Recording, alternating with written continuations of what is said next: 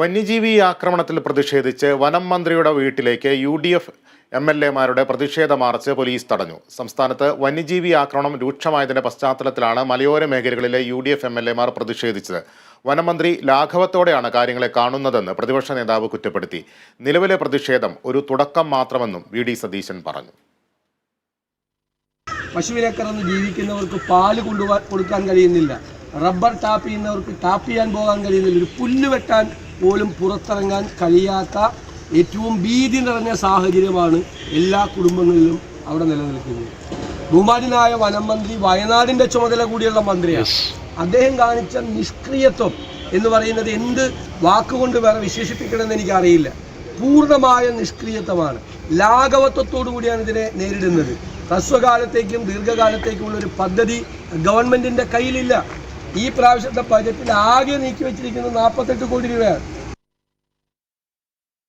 ഈ വാർത്തയുടെ കൂടുതൽ വിവരങ്ങളുമായി വിഷ്ണു കരുണാകരൻ ചേരുന്നുണ്ട്. വിഷ്ണു, MLA-മാർ തന്നെ പ്രതിഷേധവുമായി വനമന്ത്രിയുടെ വസതിയിലേക്ക് മാർച്ച് നടത്തിയിരിക്കുകയാണ്. മാർച്ച് പോലീസ് തടഞ്ഞു.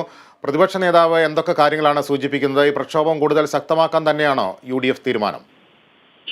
ലിബീഷ്, ഈ പ്രതിഷേധം ശക്തമായി തുടരാൻ തന്നെയാണ് UDF-ന്റെ തീരുമാനം. മലയോര മേഖലകളിലെ UDF MLA-മാരാണ് ഇന്ന് പ്രതിഷേധത്തിനായി എത്തിയത്. വനം വകുപ്പ് മന്ത്രിയുടെ വസതിക്ക് മുന്നിലായിരുന്നു പ്രതിഷേധം.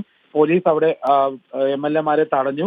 എന്നാലും ഇത്തരത്തിലുള്ള ഒരു പ്രതിഷേധം ഇതൊരു തുടക്കം മാത്രമാണെന്നും ഇനി വരുന്ന ദിവസങ്ങളിൽ വലിയ രീതിയിലുള്ള ശക്തമായ എതിർപ്പ് UDF-ന്റെ ഭാഗത്തുനിന്ന് ഉണ്ടാകുമെന്ന് തന്നെയാണ് VD സതീശൻ പറഞ്ഞത്. അദ്ദേഹം സൂചിപ്പിച്ചത് പ്രധാനമായും ഈ മലയോര മേഖലകളിൽ വന്യജീവി ആക്രമണം ഉണ്ടാകാൻ സാധ്യതയുള്ള സ്ഥലങ്ങളിൽ ആളുകൾക്ക് സ്വസ്ഥമായി അവരുടെ തൊഴിലുകൾ ചെയ്യാൻ സാധിക്കുന്നില്ല.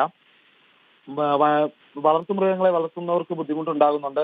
അതോടൊപ്പം റബ്ബർ ടാപ്പിങ്ങിന് പോകുന്നവർക്ക് അടക്കം ബുദ്ധിമുട്ടുണ്ടാകുന്നുണ്ട്. വന്യജീവി ആക്രമണം വലിയ ശക്തമായ ഒരു പ്രശ്നമായി മാറിക്കൊണ്ടിരിക്കുന്ന ഒരു സാഹചര്യമാണെന്നാണ് വ്യക്തമാക്കുന്നത്. അതോടൊപ്പം തന്നെ ഇതിനുവേണ്ടി പരിഹാരം കാണാനായി ഒരു ഹ്രസ്വകാലമോ അല്ലെങ്കിൽ ദീർഘകാലമോ ആയ ഒരു തരത്തിലുള്ള പദ്ധതികളും സംസ്ഥാന സർക്കാരിന്റെ ഭാഗത്തുനിന്ന് ഉണ്ടാകുന്നില്ല എന്ന് തന്നെയാണ് പ്രതിപക്ഷത്തിന്റെ ആരോപണം.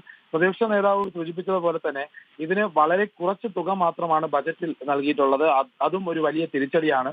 ഏതായാലും ഇപ്പോൾ വലിയ രീതിയിലുള്ള വന്യജീവി ആക്രമണം ഉണ്ടാകുന്നുണ്ട്. വന്യജീവികൾ നാട്ടിലേക്ക് ഇറങ്ങുന്ന സാഹചര്യം വർദ്ധിച്ചു വരുന്നു.